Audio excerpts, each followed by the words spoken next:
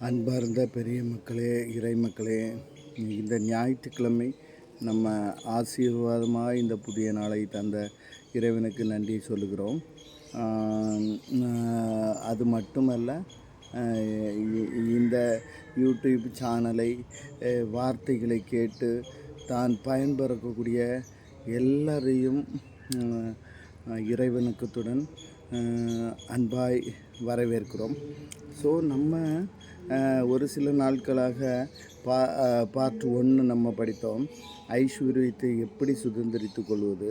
உண்மையிலே சொல்கிறேன், ஐஸ்வர்யம் ஏசப்பா நம்ம என்ன தேடுறோமோ அதுக்கு முன்னாடி நமக்கு தந்துட்டார். அதாவது பிதாவானவர் அறிந்திருக்கிறார். மத்தேயு 6ஆம் அதிகாரம் 8வது வசனம். ஸோ அப்படி இருக்கும்போது ஏன் நம்ம இந்த இந்த காரியங்களை சுதந்திரித்து கொள்ள முடியவில்லை அப்படின்னு சொல்லி நம்ம படிக்கிறோம் இந்த பார்ட் 2. ஸோ இன்றைய தினத்தில் நான் சொல்லக்கூடிய வார்த்தைகள், விதைகள், தேவனுடைய வசனத்தை நம்ம திரும்ப திரும்ப ரிப்பீட் பண்ணி நம்ம தியானிக்கணும். தியானிக்கும்போது கண்டிப்பாக இந்த வார்த்தைகள் நிமித்தமாக, இந்த வசனத்தின் நிமித்தமாக, இந்த விதை நிமித்தமாக நாம் இதை சுதந்திரித்து கொள்ள முடியும். பாருங்கள், இன்றைய தினத்தில் தியானிக்கிறதுக்கு சங்கீதம் 34:10 கர்த்தரை தேடுகிற எனக்கு ஒரு நன்மையும் குறைவுபடாது. ஸோ இது பார்த்திங்கன்னா ரொம்ப தெளிவாக, கர்த்தரை தேடுகிற எனக்கு ஒரு நன்மையும் குறைவுபடாது. அடுத்தது சங்கீதம் 128 2வது வசனம், எனக்கு பாக்கியமும் நன்மையும் உண்டாயிருக்கும். இந்த வசனங்களை நம்ம திரும்ப திரும்ப ரிப்பீட் நம்ம சொல்லணும். அதாவது ஒரு தேவனை முகமுகமாக தரிசிக்கணும்னா ஒரு 10 நிமிஷம், 15 நிமிடங்கள், 20 நிமிடங்கள் வேதத்தை நம்ம தியானிக்கணும். தியானிக்க தினமும் இயேசப்பா நமக்கு முகமுகமாய் தரிசிப்பார். நம்முடைய தேவைகள் என்ன, இன்றைக்கு நம்ம எப்படி ஆசீர்வாதமாக தேவனுடைய சித்தத்தின்படி நடக்கணும், அதை அவர் பூர்த்தி செய்வார். அப்போ நம்ம கவலையே பட வேண்டாம். ஆனால் உலகத்தில் நம்ம எல்லாம் பார்க்குறதெல்லாம், ஒருத்தவங்க வீடு வச்சிட்டாங்கன்னா அந்த வீடு பார்த்துட்டு ஐயோ இதை விட பெருசாக நம்ம ஸ்விம்மிங் பூலோடு சேர்த்து வைக்கணும்.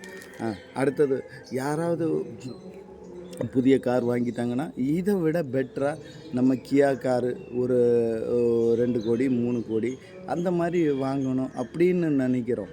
ஸோ இது எல்லாமே மாயை. நான் ஒன்று சொல்லுகிறேன். பிரசங்கி 3வது அதிகாரம் 3வது வசனம், பிறப்பதற்கு ஒரு காலம் உண்டு, இறப்பதற்கு ஒரு காலம். கண்டிப்பாக அந்த இறக்கக்கூடிய நேரத்தில் கிரேட் அலெக்சாண்டர் பாருங்கள், அமெரிக்காவில் அவர் இறக்கும்போது ஒரு சில சட்டங்கள் சொன்னார். முதல்ல டாக்டர்ஸ் தான் என்ன தூக்கிட்டு போனோம். டாக்டர்ஸ் எதுக்கு தூக்கிட்டு போனோம்? டாக்டர்ஸ் என்னுடைய உயிரை அவங்க காப்பாற்ற முடியாது. 2 கைகளை வெளியில், பெட்டிகளுக்கு வெளியில் நான் கைகளை திறந்துருக்கணும். ஏன் அப்படின்னா, நான் இந்த உலகத்துலேருந்து எதையுமே நான் கொண்டு போகலை. அடுத்தது பார்த்திங்கன்னா, அரசால் அவர் வெற்றி பெற்ற ஒவ்வொரு நாடுகளிலிருந்து வெற்றி பெற்ற தங்கம், வைரம், வைடூரியம் இப்படிப்பட்ட பொருட்களை நம்ம உலகத்தில் எல்லாருக்கும் வாரி இழைக்கணும். அப்போ இறைக்கும்போது அதன் நிமித்தமாக மக்கள் பயன்பெறும். ஏன்னா இருக்கிற நாடே பத்தலைன்னா எத்தனையோ நாடுகளை போர் செய்து வெற்றி வாகை செய்து தன்னுடைய நாட்டுக்கு பொருள் சேர்த்தார். ஆனால் அதையும் நம்ம கொண்டு போக முடியாது. அப்படிப்பட்ட அந்த கிரேட் அலெக்சாண்டர் செய்த காரியங்கள் நம்ம நினைக்கணும். ஹல்லேலூயா. ஸோ அடுத்தது பார்த்திங்கன்னா, எசேக்கியேல் 34வது அதிகாரம் 26வது வசனம், என் வாழ்க்கையில் ஆசீர்வாதமான மழை பெய்யும். அடுத்தது பார்த்திங்கன்னா, சங்கீதம் 23:1 கர்த்தர் என் மேய்ப்பராய் இருக்கிறபடினால் நான் குறைவே படுவதில்லை. ஹல்லேலூயா. அடுத்தது பார்த்திங்கன்னா, சங்கீதம் 23:2வது வசனம், அவர் என்னை புல்லுள்ள இடங்களில் மேய்த்து அவர் அமர்ந்த தண்ணீர்கள் அண்டையில் என்னை கொண்டு போய் விடுகிறார். அதே அதிகாரம்தான் சங்கீதம் 23 வசனம். என் பாத்திரம் நிரம்பி வழிகிறது. அடுத்தது பார்த்திங்கன்னா அதே அதிகாரம் சங்கீதம் 23 என் ஜீவன் உள்ள நாளெல்லாம் நன்மையும் கிருபையும் என்னை தொடரும். அடுத்தது பார்த்திங்கன்னா ரோமர் 10 வசனம். அவரை தொழுது கொள்ளுகிறவனுக்கு ஐஸ்வர்யம் பண்ணாதிருப்பாரோ.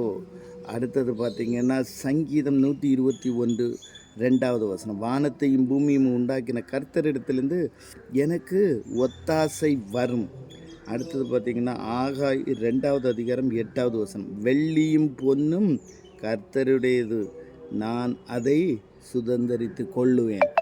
ஏசப்பா, இந்த ஞாயிற்றுக்கிழமையில் இந்த புதிய சப்ஜெக்டு நம்ம பார்ட் 2ல் நம்ம படித்திருக்கிறோம்.